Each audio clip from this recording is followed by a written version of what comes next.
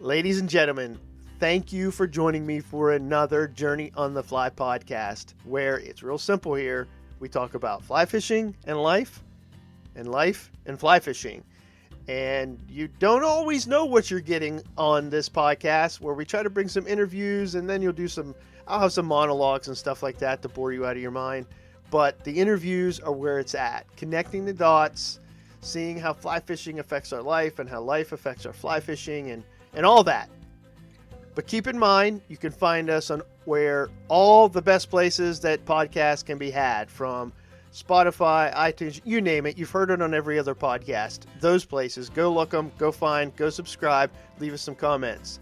Also keep in mind that Journey on the Fly is a fully licensed and insured guide service here in the great state of Pennsylvania. We are not afraid to take you onto stock trout streams, but of course we prefer those wild browns. So hit us up, find us at journeyonthefly.fish. You can put it in Google or just type the 3 W's first. So let's get at my guest, Joey Maxim.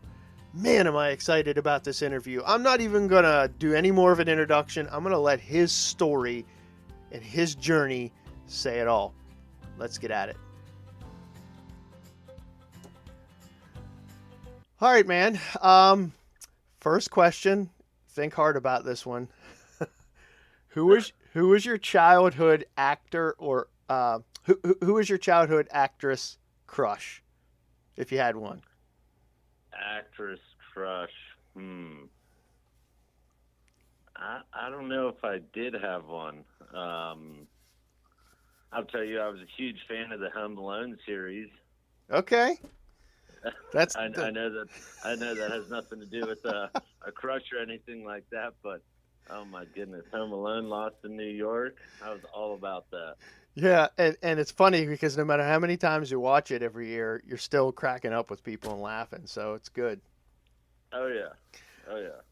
All right. How about, do you have a favorite book? Either one you've read, one you're reading, anything like that. I think that question tells a lot of people a lot about us, whether it's something in the past or something currently or whatever. Well, I sort of have two books. One that I read every morning, and that's the Bible. But another book would be Prospecting for Trout by Tom Rosenbauer. Sort of when I first got into fly fishing, that book was pretty crucial in terms of where to fish, how to fish, what water, blah blah blah, that sort of thing. So I'd have to say that'd be number two. Heck yeah, both of those. That's fantastic. I actually just lent out. So there's this retired Anglican priest that came into the fly shop that I work at, and he's like, I want to fly fish, and do you got any books? So we have some books on like the lending library, but nothing like to that. So I told him, I said, I'll gather some books and bring them in, and one of them was the Rosenbauer Prospecting for Trout. That is a fantastic book. You're spot on there. Very cool. So do us a favor. I know that so one of the reasons I wanted to chat with you is from what I've seen from the world of the internet and your story. Not only is it moving, but it's near and dear to my heart in many respects, and it's where it's at today and what you're doing, which I want you to tell everybody about all that. But one of the big reasons that I wanted to bring you on, prefacing this, I'm not a big podcast. Maybe it'll go huge or whatever, and that's awesome. And if it does, the reason that I wanted to bring you on was I don't want your story and what you're doing to fade in the back. That things like that have a tendency, especially nowadays, where everything's just driven by speed and the most current data that's in front of us on the internet. And I want people to know that. So, Joey, kind of introduce yourself a little bit and tell us, like, what's your journey look like in life to this point? Awesome. Well, so My name is Joey Maxim, 27 years old now. Had to think about that a little bit, but 27. My journey in life has definitely been an interesting one. One that you couldn't necessarily plan out, right? I was born and raised just outside Pittsburgh, Pennsylvania. Grew up typical like 3-sport athlete, and my parents had a little bit of land, so grew up sort of hunting on their property and fishing in the local ponds or local streams, whatever, with my dad for fun, with friends for fun, sort of just something to do that we didn't have to listen to a coach or something, did real well in school, was pretty book smart, and just going through life. 16 years old comes around, November 19th, 2011, was leaving this girl's sweet 16th birthday party, and a friend was driving who was a little older than me, and we had unfortunately crashed and hit a tree, and so diagnosed with her traumatic brain injury and 2 collapsed lungs and aspirated and spinal cord problems, and sort of was gonna be wasn't really gonna make it after that one. I've been hurt multiple times playing sports, but it's high ankle sprain, or something you can sort of just rub some dirt on and you'll be better in a week or two. You know what I mean? This one was going to take a little longer, and to what outcome we didn't know. But was down at Allegheny General Hospital on the north side of Pittsburgh for a little bit, and was transferred to the Children's Institute, which was in Squirrel Hill. I don't think it's there anymore, but haven't necessarily been back to Squirrel Hill in a few years, but was in the Children's Institute for a while, which is sort of like an inpatient rehab facility. It's basically like a hospital, but with occupational therapy, speech therapy, physical therapy, you name it. They had it all, so was transferred there and spent a little while there. And when they finally transferred me out of the Children's Institute, which was a big, exciting day, but still couldn't go back to high school just because one, my attention span was terrible. The frontal lobe of my brain, a couple different parts of my brain were pretty badly damaged. And I also had an open trach, so it wasn't right to just go back to school yet, but was doing outpatient therapy through the Children's Institute and whatnot, and my fine motor skills were terrible from the head injury, all the injuries, whatnot. So my dad actually went down to Cabela's down in West Virginia and bought me a beginner fly tying setup. So I actually sort of started tying flies before I really got into fly fishing. Had all these flies, and granted, none of them were good by any means. But one day my dad came home from work with a little 7.5-foot 3-weight Temple Fork Outfitter rod for some of the small streams of PA, and the PA Fish and Boat Commission does a pretty darn good job of stocking a bunch of those streams near your house or whatnot that are probably going to warm up by the time middle of June hits, and sort of trout fishing is going to be non-existent in there. But for those couple months, April, trout fishing opens, I think, the second Saturday in April. Yep. And so for those few months right there, it was a lot of fun to go and try to catch some stock rainbow trout, and just completely fell in love with it. Not only where it takes you, but whenever you're out there and you're fly fishing, you're not thinking about anything else that's going on in life. Had aspirations and stuff to attend West Point, and that was sort of out of the picture anymore, and couldn't play physical contact sports anymore. So fly fishing just about came in the perfect timing. And one thing led to the next, and I ended up working for the Orvis company at the Orvis Pittsburgh store, and started there off like as a part-time sales associate, and sort of worked my way up to a key holder and eventually the fly fishing manager of that store, and which was super awesome. Got me more and more into the fly fishing industry. Could talk about fly fishing every day. Super awesome. But it's one thing to talk about fly fishing all day. It's another thing to like go fly fishing all day. There's a big difference. And so I sort of knew I wanted to be on the water, so to speak, every day if I could. And the summer of 2014, I believe it was, I was transferred from the Orvis store in Pittsburgh.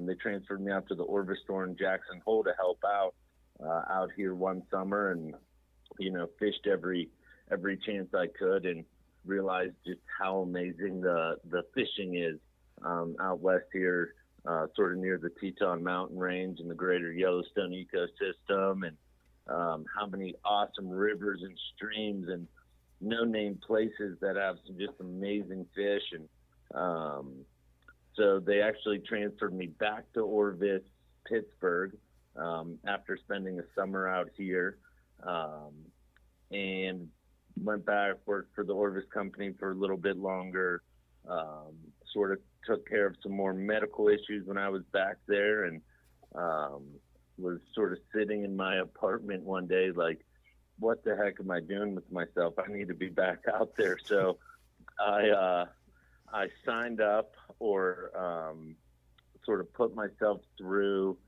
the Western Rivers Guide School that World Cast Anglers puts on out here. Teaches you how to, so like a week-long class or course or whatnot.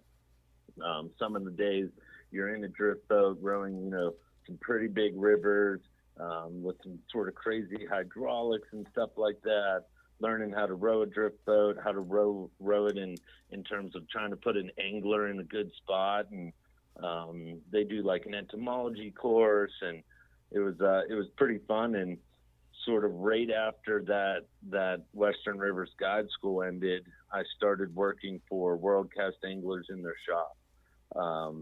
Was a shop staff kid, helped getting all the fishing trips out the morning of, and hanging out, just being more a part of the fly fishing community. It's a really small industry, growing a little bigger and a little bigger, but overall it's very tiny. So just being a part of that scene was super fun, and was asked to come back the following season, and was the outfitting manager, so doing a lot of the behind the scenes work, booking trips, and sort of working with different permits for guiding different rivers, blah blah blah. And then sort of found myself in that same scenario I did at the Orvis store. Like, hey, it's pretty cool talking about fishing all day, but I sort of want to be out there all day. You know what I mean? Talking about it's fun, but doing it's a whole different thing. So I had bought a drift boat, and Worldcast, I was fortunate enough, they hired me as one of their guides, and pretty much been rowing a drift boat for 4 or 5 months a year now, which is pretty fun. Here on some of the most sort of famous trout rivers in the world, from the Henry's Fork to the South Fork, and sort of the world famous Harriman Ranch below that, and the Teton River, and it's been a blast out here. Been good. Right on. That, first of all, I want to apologize that they took you from the great Orvis store in Pittsburgh and sent you to such a dumpy place out west.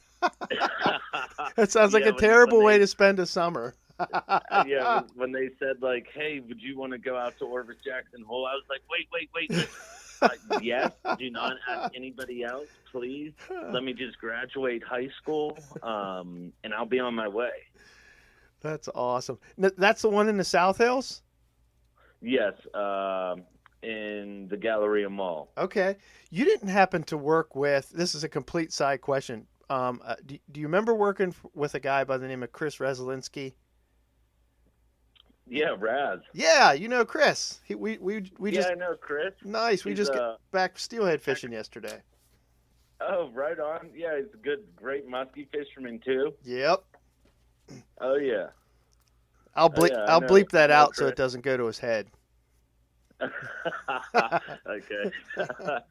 Yeah, I know Chris and a bunch of those guys that used to work there, and maybe that still work there. I'm not sure, but yeah, I know Chris. Very cool. Well, let me back up a couple steps here from what you were laying down for us. So first of all, like your injury isn't something to be just shrugged off because you know you can repeat the thing so well and explain it to us. I mean, this was a major issue. I mean, kind of explain to that. Like, what was? I know this is a silly question to ask, but your mind was working. I mean, what was going through your mind and all this? You know, at first. Well, uh, so the brain injury I suffered from is called global shearing. So global meaning all over, shearing meaning the axons in my brain had either ripped or shredded apart, and the axons in your brain are basically highways onto which thoughts travel, right? Um, so over 90 some percent of my brain was ripped and shredded apart and bleeding.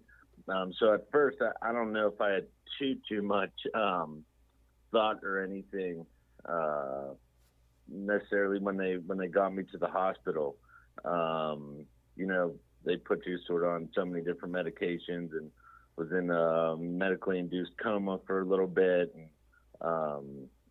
But at first, when first thing I sort of remember was waking up in the Children's Institute in Squirrel Hill.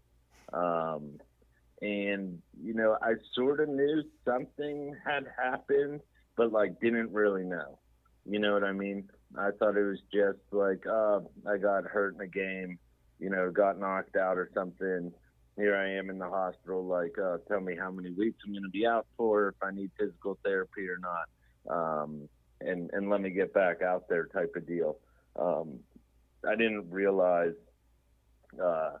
the extent of actually what happened. And to be honest with you, I didn't even realize it even when they transferred me to outpatient, you know, therapy. I didn't realize what actually had happened, and it took a little bit. To be honest with you, it was sort of whenever I, you know, got my trach out, and it was they keep it open for a little bit longer, just in case they were going, you know, something were to happen or whatnot. But it was almost the day when Dr. Henderson said it was time to cauterize my trach closed that I sort of realized, like, hey, something, I got pretty jacked up. It wasn't just a high ankle sprain or you know, a strained meniscus or something in your knee. It was a little more than that. And yeah, it was sort of it took a little bit, like I said, and it was a little bit of an eye opener, like, oh my gosh, like something pretty major happened to me. And throughout sort of the recovery of a traumatic brain injury, you sort of go through this little like self-discovery research phase where, like, you know, once your brain starts working again, you almost start sort of looking up like traumatic brain injury stuff and blah blah blah, and this lobe of your brain affects this, and oh, that's why this is happening, blah blah blah. And that's when I sort of realized too that it was more than a broken ankle. It was more than like a stub toe. And I had multiple different therapists and stuff, and they say I'm a miracle story and blah blah blah. And went through a lot of hard times. One of the biggest things in the recovery of a traumatic brain injury is finding the new you. Excuse me. You couldn't before a brain injury. You're living your life a certain way, right? But after that brain injury, you have to sort of learn to live your life in a whole new way. Whether that's writing lists down because you're short-term memory loss, recognizing that, you get overstimulated when there's more than, 5 or 10 people around you, and that you might have to, every half hour go take a little walk outside, calm back down, sort of that whole thing. Yeah, it was definitely a good one. It was tough, but well worth it, I should say. Yeah.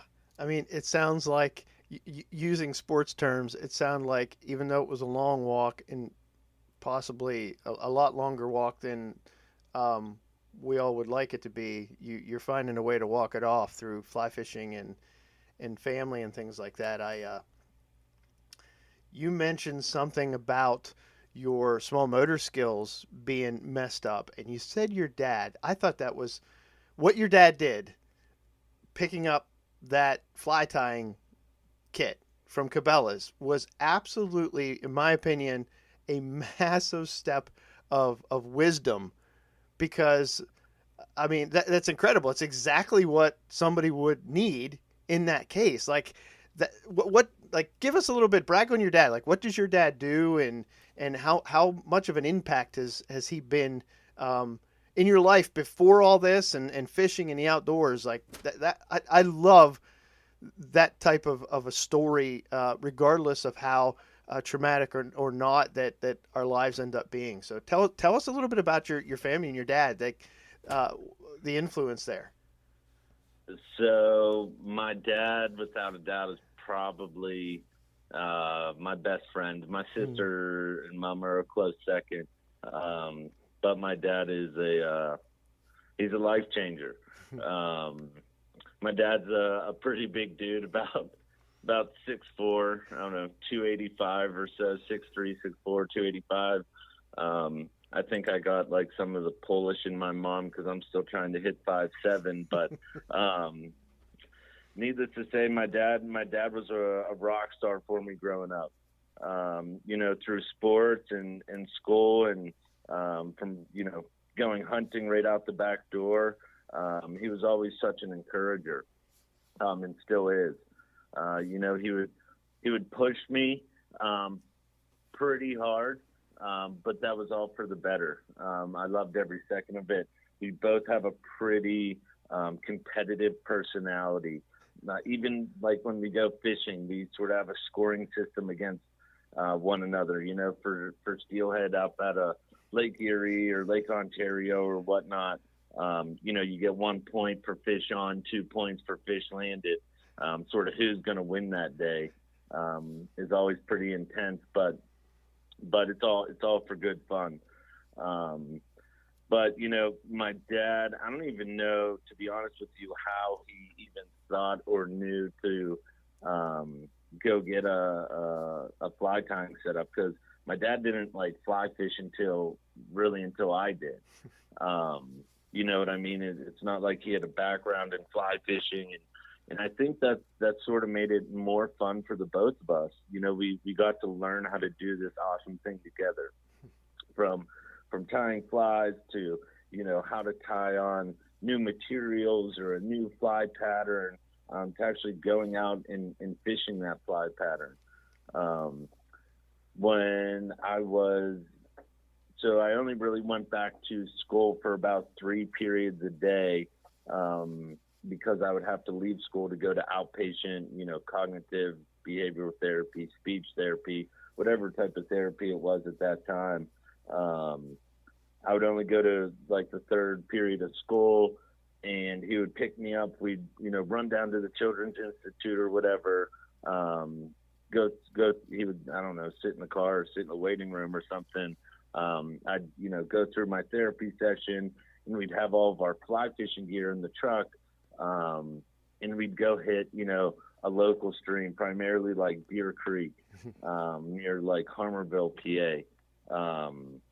And we'd go fishing for, however long I could really last, and catch a few stock trout, have a bunch of fun, and then we'd go home, and usually we'd like work out and go upstairs, go back up to the kitchen, whatnot, make a smoothie with like Chobani yogurt or whatever that's called, blah, blah, blah. And then we'd go back downstairs and we'd play ping pong. And we did that for a long time. And it was amazing. He's literally my best friend. Talked to him about everything. And don't get me wrong, you have some ups and downs with your best friends at times. There's a sort of a portion of time when you're recovering from a traumatic brain injury where that person who's recovering from the brain injury is just an absolute bear, aggressive, and would wake up with, crazy frustration, and, took a lot of that out on my dad, but he sort of understood and was there for me through it all. And I think that just sort of made our relationship better, to be honest with you. Oh man. Thanks for sharing that, man. I love to hear when dads get down in the dirt with their kids and they don't give up. There's so many stories of, like, there's a disconnect, especially in the teens when it comes to parents, and it's a little bit of a specialty of mine and one of my jobs to kind of see that and get involved and mentor and things of that sort. And man, way to go, Dad. That's just awesome. Completely. So what do you think is like one of the biggest lessons that your story has at this point, and it's just unfolding in my opinion, man? You're 27. I'm almost twice your age. So I'm saying that for me, not you. What do you think some of the biggest lessons that to this point your story has kind of given you that you can kind of carry on and offer to other people? One of the biggest things, my dad has sort of told me this ever since I was a kid, but nothing good comes easy. Nothing worth having comes easy in life. Hard work pays off. Hard work does not go unnoticed. It might take a year, 3 years, 5 years, 10 years, whatnot, but hard work does not go unnoticed. One of the biggest things I think I take away from my dad is his work ethic. It is incredible. And I love that. I love that he showed me that, and that nothing good comes easy. Also, whenever you feel a certain way about something, never take no for an answer. Like when I applied to this Western Rivers Guide School and got accepted or whatnot, my dad looked at me and he said, "Son, people from Pittsburgh don't become fly fishing guides." But he's also told me, whenever you feel a certain way about something, don't take no for an answer. And I was like, well, I'm going to do it. I'm going to be a fly fishing guide from Pittsburgh. And he looked at me and smiled ear to ear, and he said, all right, let me know what I can help you with or whatnot. And so some big lessons are never take no for an answer, and nothing good comes easy. Hard work does indeed pay off. Absolutely. That is awesome. So I'm just going to tell you right now, I'm a hugger. And if your pops was around here, he'd be getting a hug from me because that's just awesome. Seriously. I just love it. Well, I'm going to back up one more time here, and then we'll go forward because you said so much that I could just. We need to sit around a campfire and chat some of this stuff up just without recording. Um, so, because I asked some of these bizarre questions and questions that kind of open things up, um, so you mentioned that the Prospecting for Trout was hands down a fantastic book, but you also happened to mention that you read a book every morning. You read the Bible every morning, and if you don't mind me asking, why do you do that? Um, well, for faith, you know, there's one. I grew up in a Christian home, and went to church every Sunday, and my dad runs a faith-based recovery program. So grew up being a part of the church. And, as you sort of get into your younger teens, mid-teens, whatnot,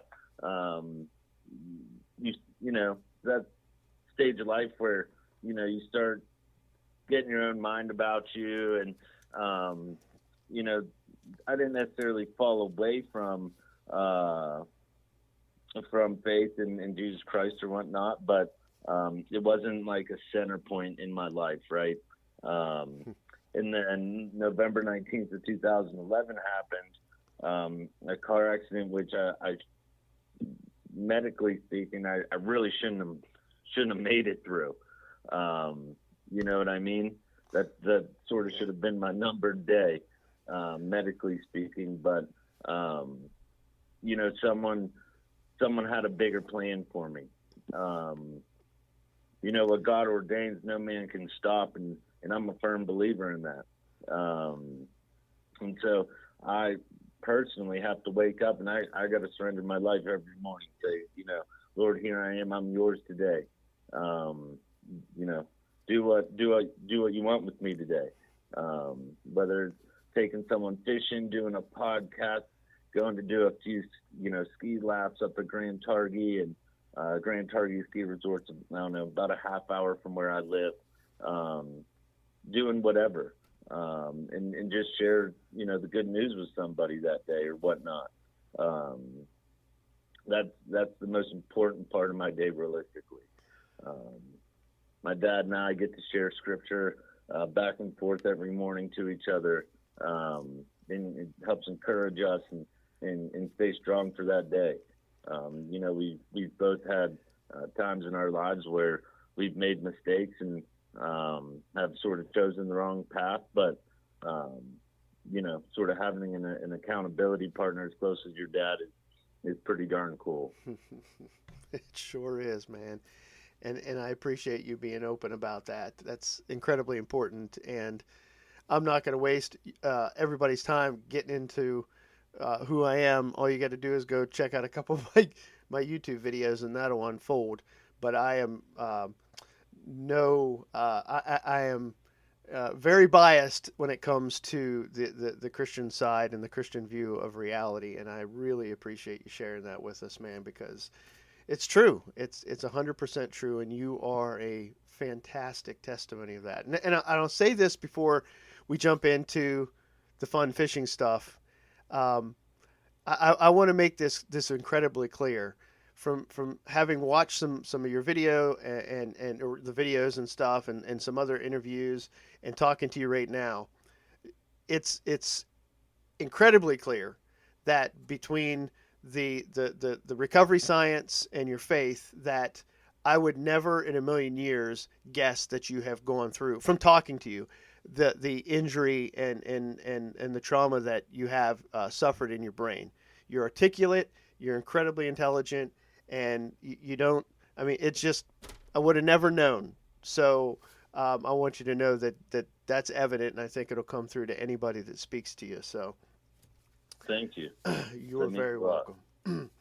So where did fly fishing, what did, like, bringing fly fishing into your world, what did that do, and how important was that, do you think? Oh, it was huge. I mean,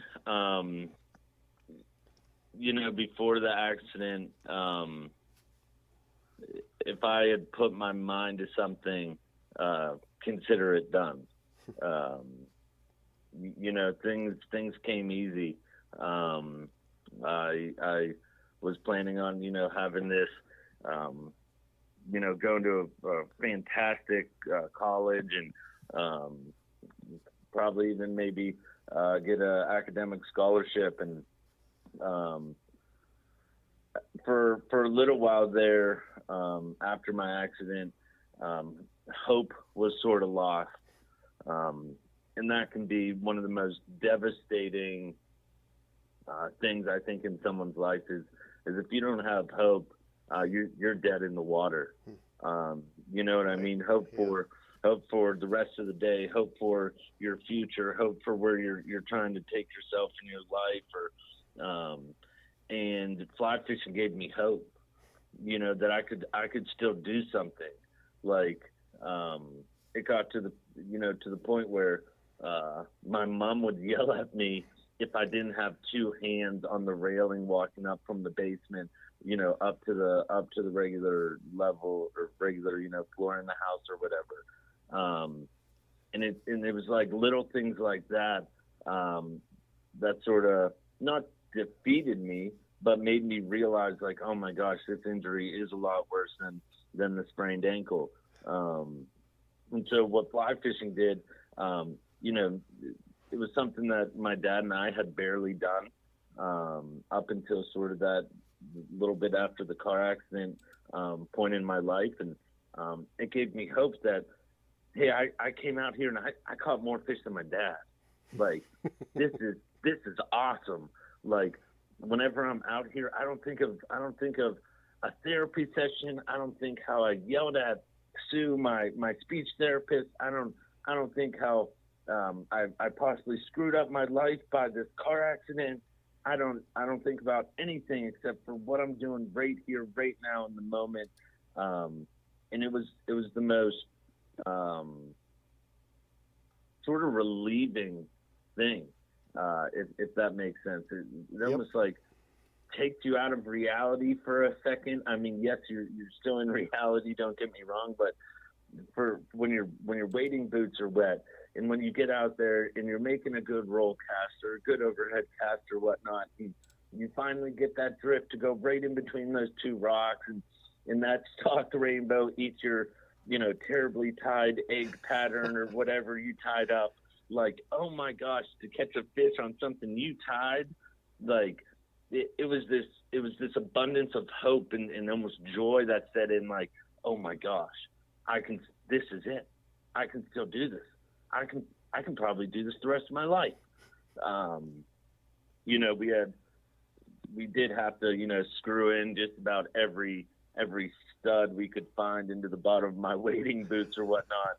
'Cause, the doctor didn't necessarily like me walking on slippery, wet rocks, but, you can't live your life in a bubble either, if that makes sense. And, Yep.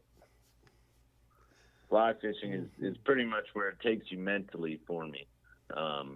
It's an amazing thing. You get to see so much awesome stuff, every day when you're out there. And it's a lifelong learning curve, right? You can never master fly fishing. You can get pretty darn good. You can get really good. But there's always another river or another fish or a new fly to learn how to fish, or, you got really good at, throwing a single-handed cast, like you grab yourself a double-handed switch or spay rod and go out and, send this reverse snap tee or whatever cast you want way out there. And there's always something new to learn or something to improve on, which is what sort of makes it fun as well.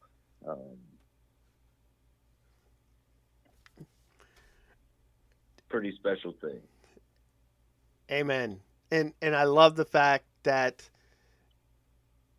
you can never be, you can get good at it, but you never fully grasp it. It's, I say to some people when given the opportunity to try to put the right expectations on newbies that if you find somebody that tells you that they got it all figured out, walk away. Because fly fishing, I think, and you tell me what you think of this, fly fishing is the sport that keeps the honest person humble because there's always something different. I mean, the streams are different from year to year, from month to month. Heck, from 100 yards here to 20 yards up, they're different. Oh yeah, absolutely. So, guide school. Now this is a relatively selfish question for me, just because where I am at the stage of my life. Worth it or not worth it? 100% worth it. I had sort of before guide school, I had bought like a 13-foot Rocky Mountain raft with a sort of customized fishing frame for it, for the Youghiogheny River down near Ohio Pile, right? Mm-hmm. And taught myself sort of how to row. Took my sister out one or two times, but what they teach you in guide school, in terms of reading water, not only for a fishing sense but for a safety sense. Water is, a very dangerous thing, especially when it's in great amounts. You know what I mean? So, the South Fork of the Snake River out here in Idaho, coming out of Palisades Reservoir, in the early springtime when runoff's happening and all this snow's melting and coming down and filling up our rivers and streams and the aquifers and everything, that river can get up to, a little over 20,000 cubic feet per second. So if you picture 20,000 NBA-sized basketballs floating past you every second, it is a monster river. It's like the Allegheny River. It's big. You know what I mean? I mean, it's not as big as the Allegheny River, but sort of to put a little picture in your head, it's pretty darn big. So just knowing, the safety and how to maneuver your drift boat in and out of different eddy lines, and just the overall safety aspect of everything, and sort of appreciating how much power a river actually has. Sort of how hard you actually do have to work to slow that boat down. Because it's all done by two oars. We don't really use motors out here too much. So it's not like the White River in Arkansas or whatnot, where it's a lot of jets and whatnot. Just appreciating the power of the river is something that sort of has to be, in my opinion, almost taught to you a little bit. Recognizing that big hydraulic over there, and if you go sideways into that eddy line, and that pulls out your hard chine down, and all of a sudden you have 50 gallons of water over your boat. Like, oh boy, you might want to start looking for that bilge pump real quick. That sort of type thing. But also just in terms of how to have a drift boat in different situations to put your clients or your buddies in the best sort of position possible to catch that trout on a hopper or on a salmon fly or on a double nymph rig, whatever it is. Sort of how to approach different spots, from gravel bars to different eddies and grassy banks or whatnot. I think it's pretty crucial. I know some older gentlemen out here that will do the guide school just for learning that safety of the river and how to truly row a drift boat. It's one thing just floating down the center of the river in a raft. Pretty hard to sink a raft. They're full of air. But a fiberglass 15-foot drift boat, unfortunately, it can go down somewhat easy. There's drift boats that sink every year out here. So just sort of having that safety as your first priority is pretty crucial. Right, and you, especially like for us Pennsylvanians, now that you're out on that big water. Well, I mean, the Yawk's pretty big water, but it doesn't get too crazy turbulent until you get further down. But just thinking about that, you had mentioned the docks. You put as many studs in your boots as you possibly could because they didn't want you walking on um, crazy slippery stuff right away. uh, Yeah. but like I think about as soon as you said that, I think about all the Erie trips and how it can be like right now it's crazy low and clear, and fishing is just. I mean, it's not easy right now. The numbers are down on people pulling fish out. So if you hook one in an 8 hour day, you did something right. But how that shale and everything makes things so incredibly slippery, and people just don't realize it, whether they're new or they're unfortunately maybe sometimes arrogant and walk out there. Man, those are good. Not to Oh, be in fear, but like there's a terrible respect, if that's a good way to put it. If you think when it comes to like the fishermen and the water. oh yeah. Oh yeah. I see people go down all the time. Actually, when I was just back in November, um, saw a guy go down on 16 mile. Um, you know, waders filled up everything. And to be honest with you, it's happened to me so many times. I barely go fishing now without an extra set of clothes that I bring with me. Like if you do wade fish a lot, like chances are it's gonna happen. If it hasn't happened, I'm sorry to say it, but it's going to. I don't know one person that fishes a decent bit and hasn't fallen in. I've seen my dad fall in from Deer Creek to up in Erie to it's one rock moves out from under you, or you think you're about to step on something where you're going to get a lot of traction, and there's more current than you thought, and you're on this big shale, and then all of a sudden there's a drop off in the shale. You know what I mean? Yeah, I see Right. people go down all the time. See, I'm a metaphor guy and an allegory guy. It's just I knew exactly what you're saying because I've been there, done it, and I'll definitely do it again. I almost went down this weekend because you get on those slippery buckets where it's nothing but pea gravel, and you think you got good placement, and then by the time you know it, you're back treading and you aren't going anywhere except down. Yeah, absolutely.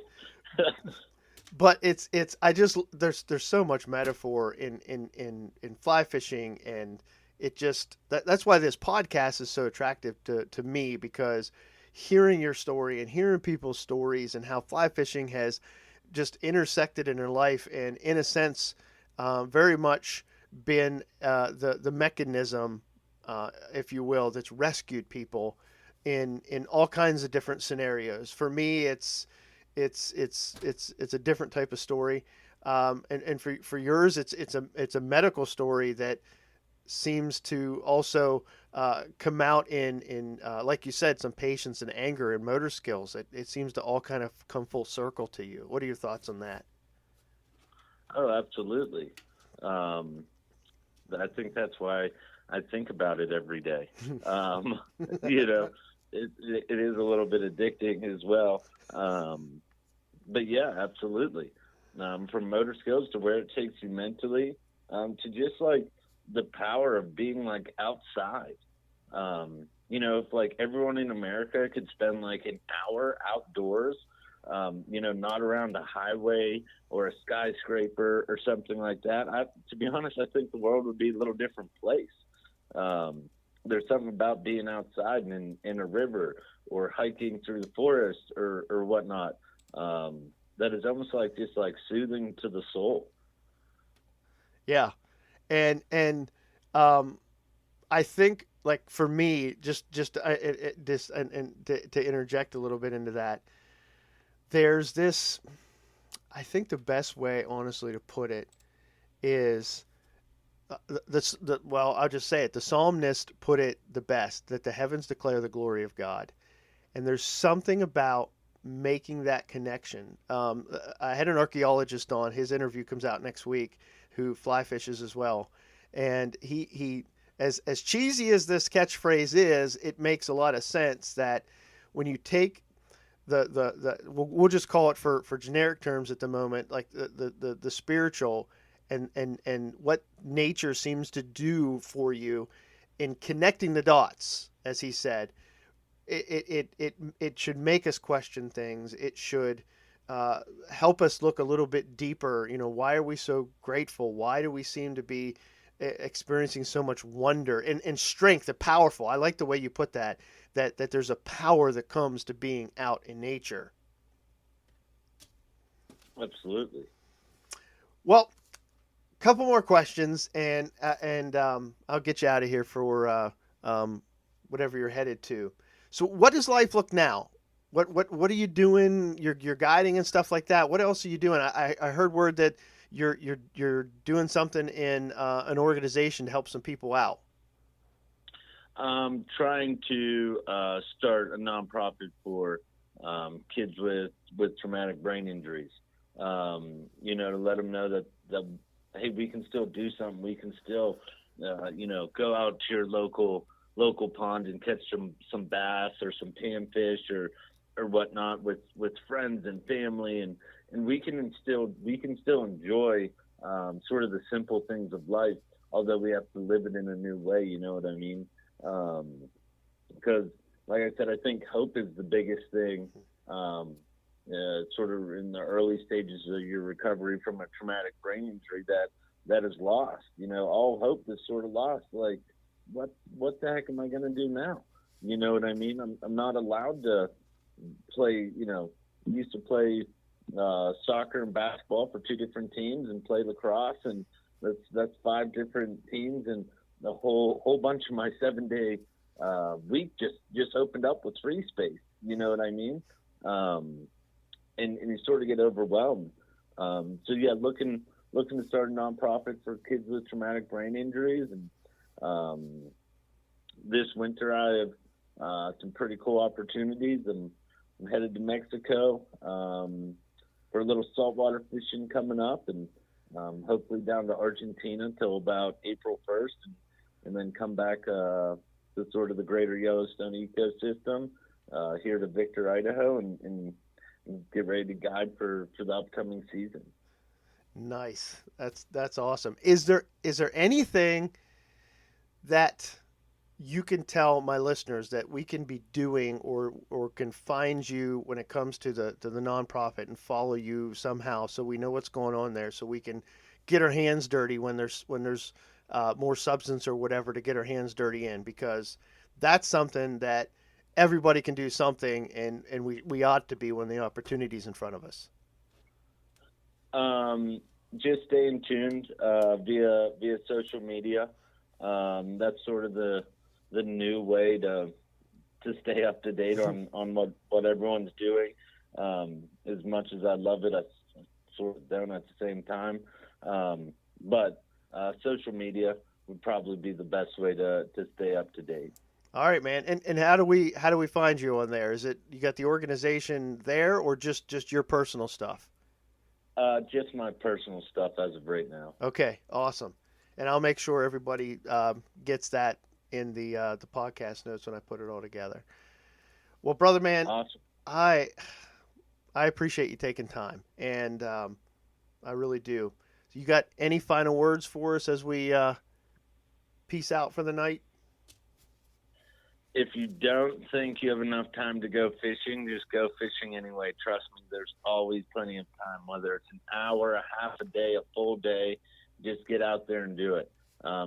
You can read every book in the world about fly fishing, but ultimately you really don't understand what it's talking about until you're out there doing it. So if you have an extra hour on your Saturday or whatnot, find your local stream. Go catch some panfish, some creek chub, some holdover trout, something. Just get outside and enjoy where you're at. Love it. That's awesome. There you have it, ladies and gentlemen. Man, what an inspiring, exciting, thrilling, and all those other adjectives that just swelled up inside of me as Joey laid out his journey. I hope that half of the thrill and the movement that I felt in my mind and heart hearing Joey's life unfold to this point, because it's not over, man. He's got a huge life ahead of him, and I'm so blessed to have gotten to chat with him on the phone and hear all of that. So I hope you enjoy it. I'm just going to let you go on that, man. I mean, keep your lines wet, keep your hooks or your flies in the fish's mouth, and I'll catch you on the next one. God bless.